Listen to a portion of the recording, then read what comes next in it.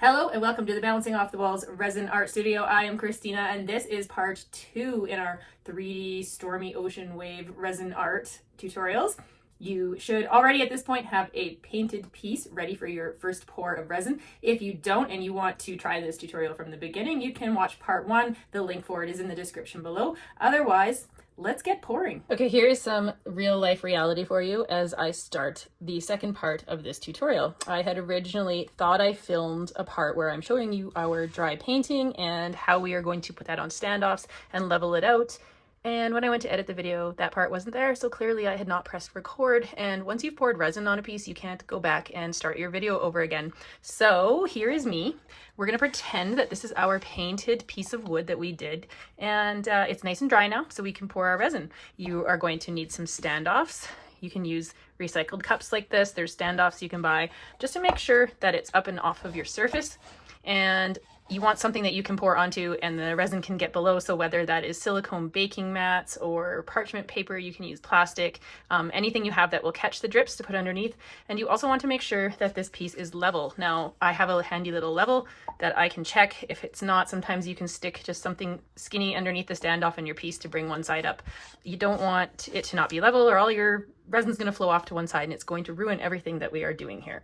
Once your piece is level, we're ready to pour the resin. I like to, and I tried to show this in my video I didn't do before, I like to line up my colors that I'm going to use with the mixing cups in front of them. And that way I'm all organized. I have the colors ready, I have the resin ready to go, and I'm not scrambling looking for certain colors. I've got everything ready here, and we line it up and we mix.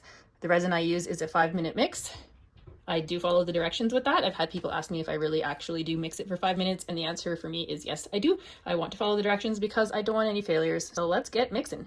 The amount of resin that you mix is going to depend on how large your piece is. There's all kinds of resin calculators online you can use to get an idea of how much you need. Keeping in mind, I have 5 colors that I'll be mixing, but I'm also going to leave a little bit of clear in here. I like to work in some clear with mine. And you'll see as I go with this piece why I leave some of the stuff clear, especially in the sky with clouds. I find skies and clouds with resin is one of the hardest things to achieve. For this particular piece, it's not huge. It's only, I don't know, I didn't even measure it. It's probably only about a 10 by 10 at the most, maybe 9 by 9. And so I don't need a lot of each color. We are going to work with the colors that we did our paint. So I'm going to make a little bit of blue, a little bit of the greens, and just a little bit of white. We're going to do I have black here, but we're actually going to do it just a slight hint of gray. And I don't want to use mica powder for it. I don't want my clouds to have the sparkly pearl essence to them. So I'm going to actually mix some white and a tiny, tiny bit of black to get a gray. We're going to go for a darker gray. And we're going to play around. I'll show you. So right now we're going to mix our colors and then we'll get pouring. If you're using any liquid paste colors like I am, this mix-all color, it's really concentrated, so you don't need very much. I prefer to not just drop right into here because it's easy to accidentally do too much. So what I will do is I will put a little tiny bit on the tip of, I should do this here, a little tiny bit, probably like a dropper size on there, and then I will add that in and we'll see how it looks.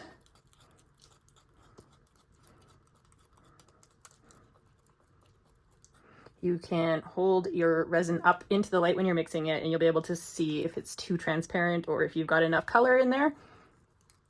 That is a perfect blue for what I'm after. Next, I'm doing this green. Now this one is a mica powder. I love mixing the liquids with the mica powders, especially when you're using the powders in areas that are going to be more of a highlight.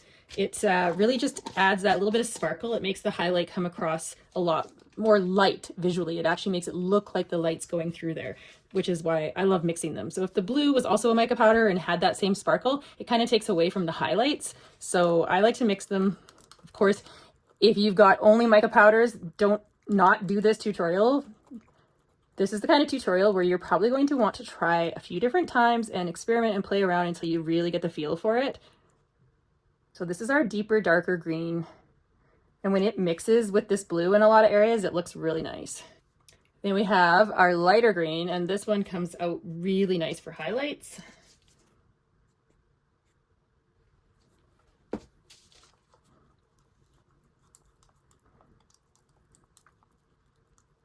Of course, you don't have to do a stormy sky and deep dark seas. You can do a light blue nice sky and do some nice tropical colors. The choice is yours. So this could be my highlight green. We're going to do some white liquid. For this tutorial, I would recommend a liquid for sure. We aren't doing your typical ocean waves that we're pouring on and blowing out with a dryer, but we do still want to get a little bit of that lacing look. So you don't want to use a mica powder. It doesn't work for waves. This Let's Resin Ocean Waves actually works quite well, so we are going to use that. You can use any white liquid pigment, I find, as long as it's a decent one. I haven't found a huge difference in the qualities of them. Don't need as much, so I'm just doing a little bit. You want to go a little bit stronger with the white. I find that if you're doing ocean stuff, then you want to be a little bit more concentrated with your pigment to resin ratio. You want it to be a nice solid white. I would say I would compare it to milk.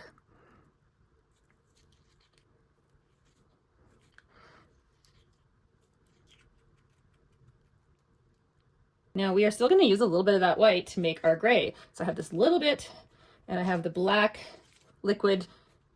Again, with this one, I'm going to just do a little dab on top of the popsicle stick because I don't want it to be solid black. Our sky's not going to be that dark. It's not nighttime. Little dab. Seriously, you can always add more, but you can't take it away. So we are going to add that to this cup. See, look at how dark that is with just a little tiny dab. But I'm going to add a little bit of my white to that. Just a drop, so that it's more of a charcoal gray instead of black. I might have even gone darker black than I had wanted for this, but that's okay because we're going to blend some colors. So now it's more of a charcoal gray, and we're ready to pour. For reference, I still have quite a bit of clear here, which is great, because here's how I pour, and you are going to watch this and think, that's a disaster, Christina, and I'm going to tell you, this is one of those projects that you just have to wait and watch it progress. Doing art my whole life, people would always say I start in weird places or things look weird at the start. And I say, wait and let it progress because it's going to turn out awesome. So I start with the darker color and I use my painting kind of as a guide. And I just kind of pour into some of the areas where those darker pieces are. And I do it in a pattern like this. I'm imagining still that these are the waves and we're moving with the waves.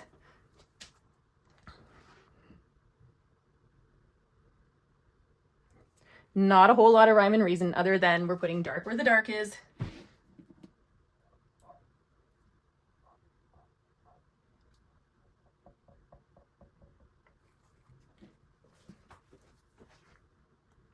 Maybe I do a little bit along this line. Then we are going to go to our next lightest color, which for me is the green. We're kind of just going to work in a little bit.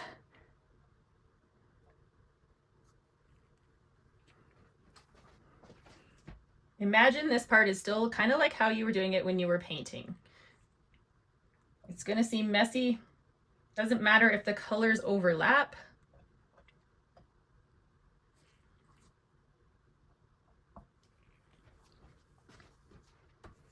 Then we're going to come in with our lighter green, and I'm just going to put in some pieces where the highlights would be.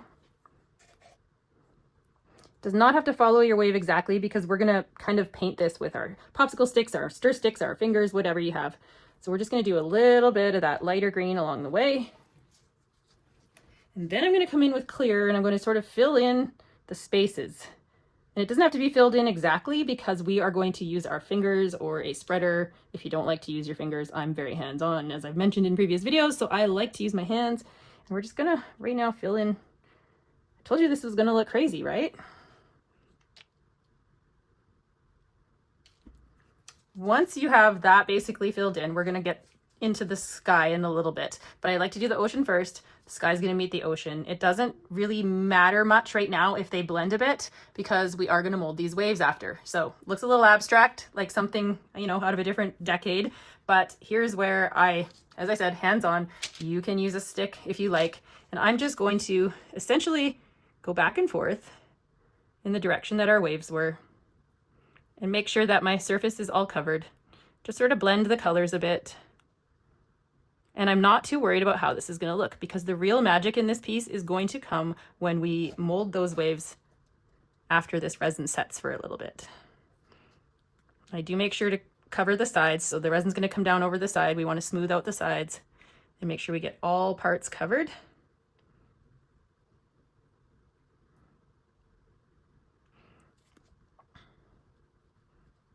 And I just keep my direction with how I had it painted. So I'm just dragging back and forth, pretending this is the wave. If you were running your hand along the wave, follow that same sort of rhythm. You can see how the colors blend. We don't want to mix them too much, so we're not going to use a heat gun or anything like that to blend them, because as soon as you do that, you end up with a whole bunch of cells and marble look in here, and we don't want that. We're trying to go for nice, realistic looking waves.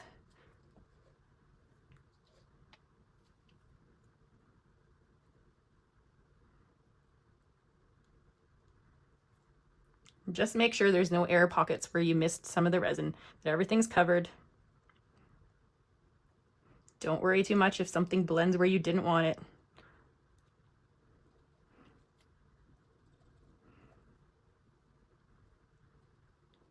And we're going to leave this mostly like this. We are going to add some white, and I will show you that in a bit. But right now we're going to go into the sky, and we are going to pour the rest of our clear over the whole sky.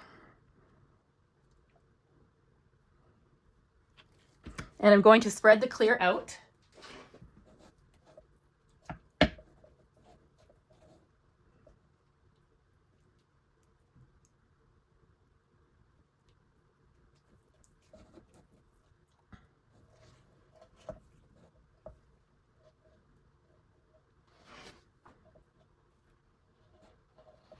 I don't worry too much if my ocean starts to blend into my sky, because we are going to have some more control over that in a few hours. And also the ocean and the sky reflect each other, so it's really okay if some of those colors blend. So this is when I do a glove change out.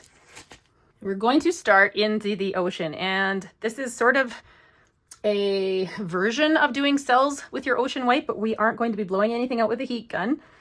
You're going to take a popsicle stick, some kind of stir stick, some sort of pointy tool. It might look like this, whatever you have that's just thin, and you're just going to dip into the white a little bit. You don't want a ton on here, because too much is too, well, this is one of those cases of less is more. So we're going to take the white, and we're just going to sort of drag it along through the tops of where our waves are. And you can take some and you can sort of just bring it down a bit. Don't worry about how this looks right now. We're not going to use a lot of this, because in the second step with our modeling paste, we're going to get really creative with the waves. So a tiny bit of white. Sometimes I just drag it through just a little bit in a few spots.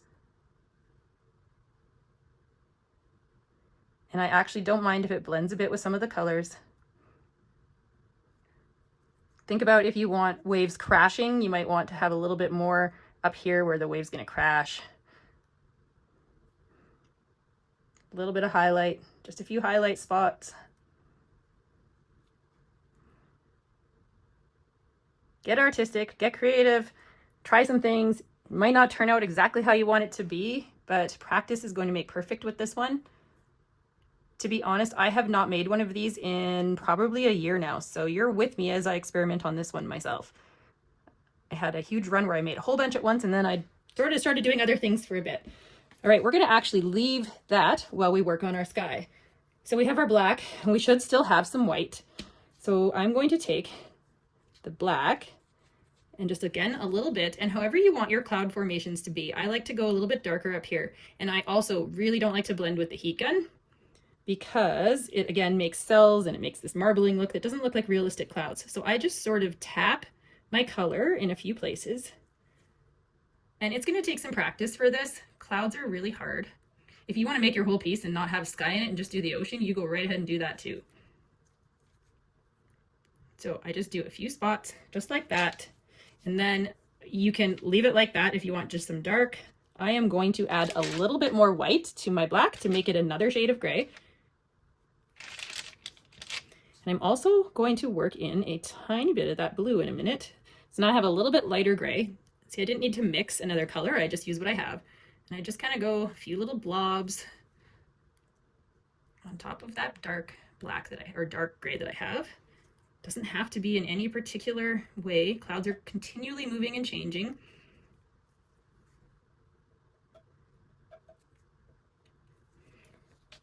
Still have a bit of blue, so we can get creative there. Put a little blue in, just adds to the sort of stormy look.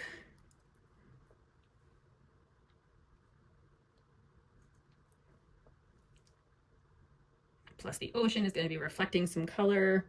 Again, I know this whole piece looks super weird right now. Trust the process. And once you have these clouds like this, again, hands on, you don't have to use your hands. I highly recommend it. It gives you a feel for the piece. Maybe that's the artist in me. I like to feel the piece that I'm working on. If you want no hands involved, you can use like a thicker stir stick like this. And we're just going to, this sounds like, you know, something you've maybe never done before. I literally just go through and I tap.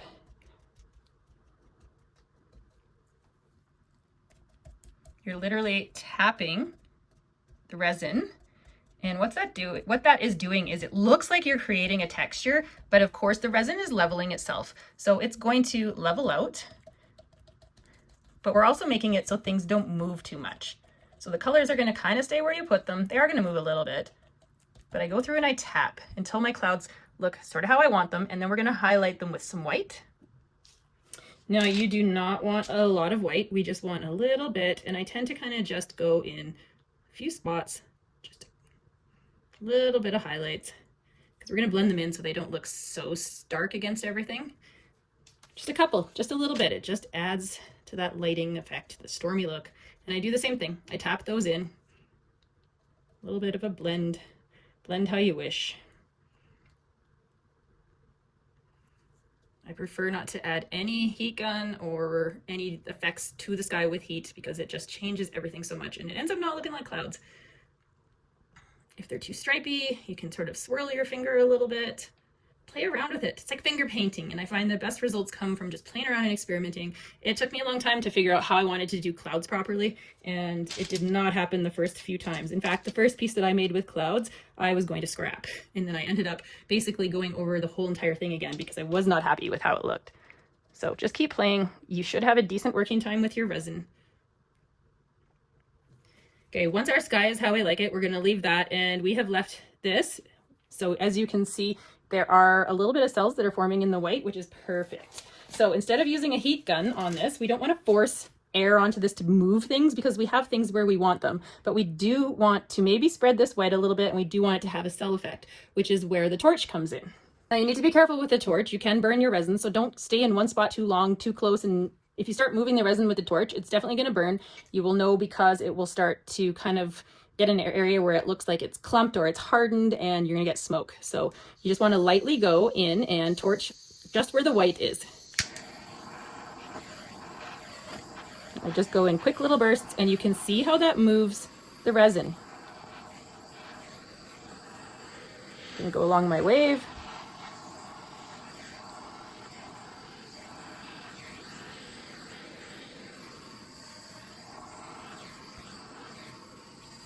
Now, this isn't the typical waves you're used to seeing, but what that is doing is it's creating an effect for us that when we come in later and we mold with this, we're still going to see some of that and it looks really cool. Now, I think that I actually could use a little bit more, so I'm going to come back in and do just a tiny little bit more white. You can always play with things. A couple more stripes. I like this wave top here. Now, the resin's going to be a little hotter where I ran my torch through, so it's going to come through there a little bit differently.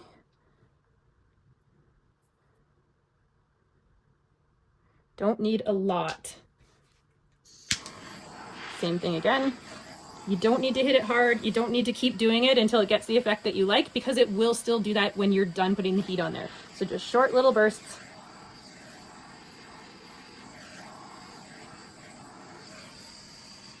And I'm going to leave it. And I know this does not look like the final piece that we're going for because we still have lots of work to do. Oh, I didn't mention we do need to actually get rid of the bubbles in our sky. So just a quick torch up there.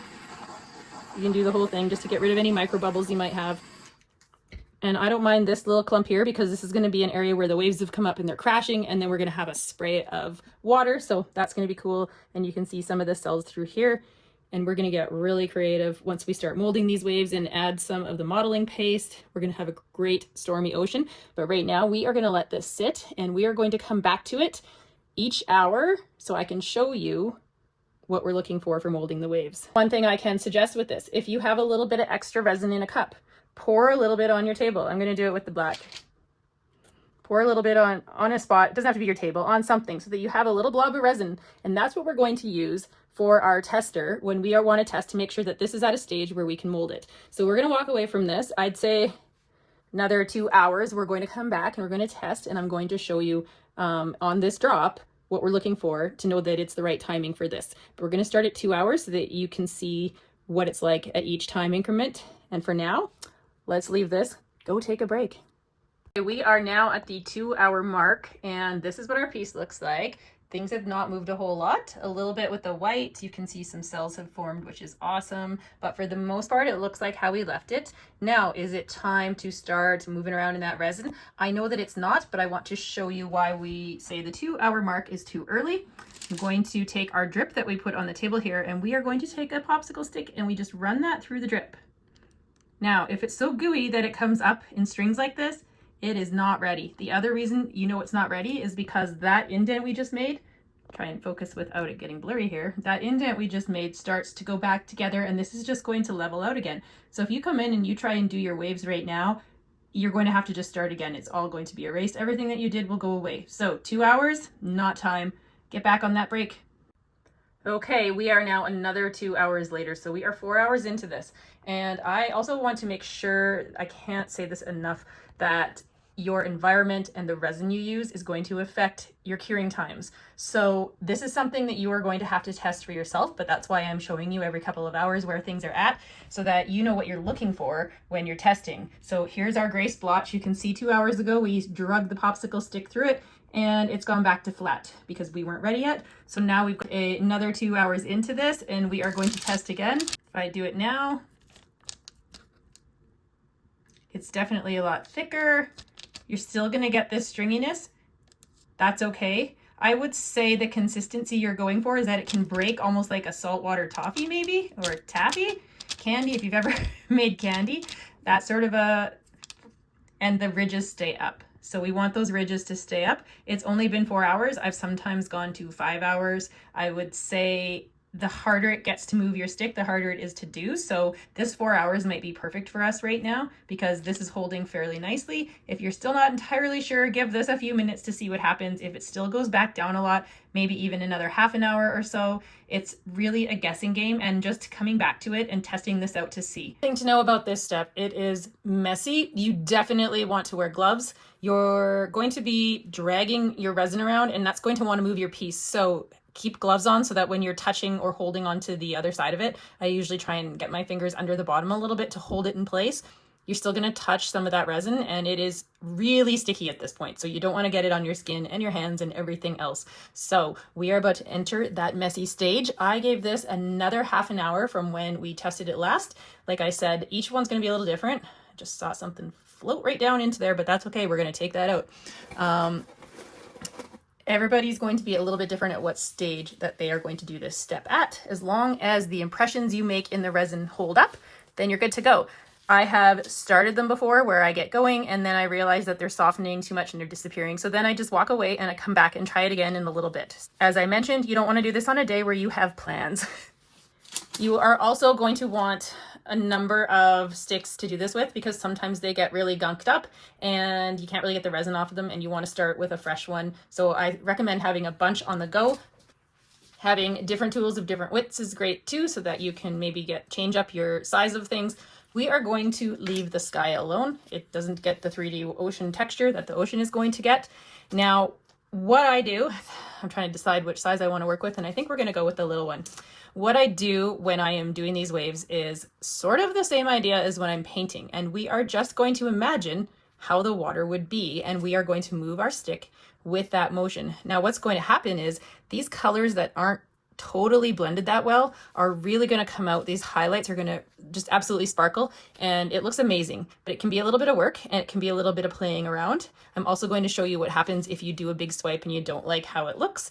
because that's where our heat gun or a torch can come in handy. But for now, we're going to start. I like to just not start randomly and kind of start at the top of my ocean and come down with the wave, go into the middle and work my way across. So if we start up here, I hold onto my piece and it's super sticky. So you want to make sure your gloves are on. Hold onto the piece so it doesn't move when you're doing this. And I'm just going to take the stick and I'm going to just drag it through there. And you're going to need a little bit of pressure to do that. And for this wave, they don't have to all be exact. You can wiggle it a little bit. You can do a few different motions.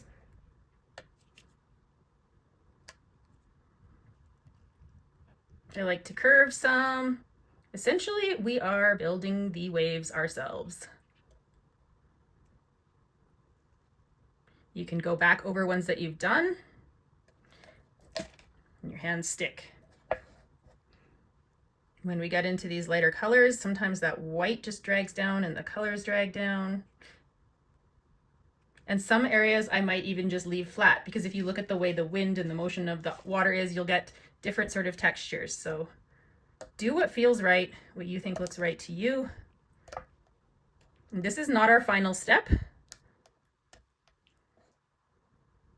This is just getting that 3D look in there. If you wait too long to do this, you're not able to really do a great dragging of the resin, and the colors sometimes will just stay exactly where they were instead. So there's kind of a timing to get it just right, and that you're gonna have to play with and figure out how you want this to look artistically is entirely up to you. You can almost, you know, get that Da Vinci sort of look to it.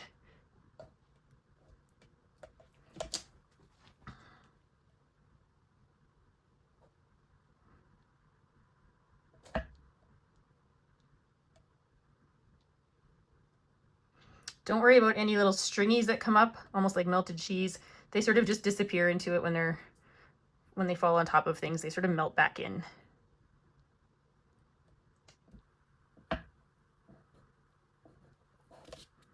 Your fingers will stick.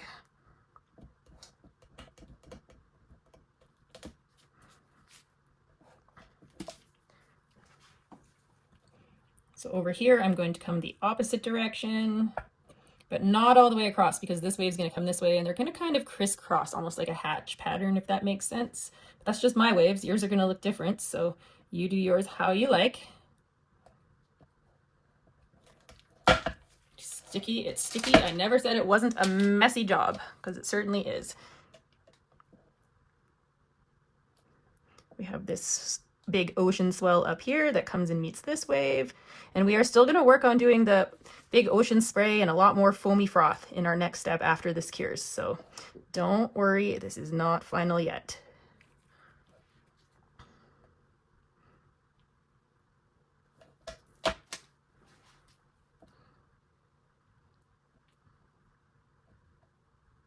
You can sort of turn this onto the side a little bit to dig in a little deeper instead of just a flat. How you sculpt your waves, you'll get a feel for it as you go. Gloves are sticking to everything. Gloves are so important. I would not attempt this without them.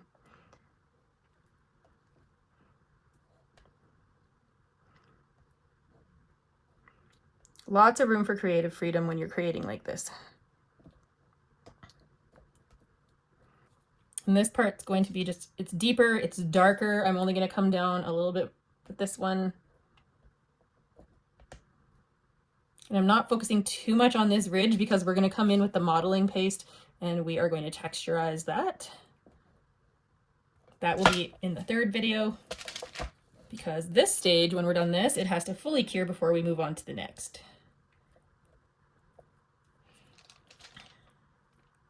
You can see why I said it doesn't matter if our horizon line is flat. Just have fun with this. Art is so subjective and everybody has different tastes of how they like things to look. So don't feel like if yours doesn't look like mine, then it's not right. They're all going to look different. They're all going to have their own unique style to them.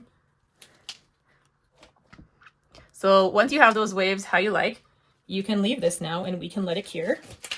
I told you I would tell you what to do if, for instance, something didn't turn out how you liked it. You can take either a heat gun or a torch and you can just put a little heat on it and it will start to smooth out. Because this hasn't cured fully yet, you can still do that. So you have lots of room to play. If you're not really happy with your strokes, you could kind of warm this all up a little bit. It's not going to completely go away, but it's going to smooth some things out, and then you'll be able to get back in there and play once it isn't so hot. But for now, you should have something that looks similar to, well, not similar, it can be your own style. You should have something with some nice 3D ridges in it. And so what's going to happen is when this cures, we're going to have some 3D bumps. And when we do our modeling paste, it's going to allow us to really get good looking texture on there as well. This looks more like water when it's like this, because then the light hits everything, you get that nice reflection and it looks like real water. So at this stage we are done and we are going to wait for this to cure, and video 3 is going to be the modeling paste stage.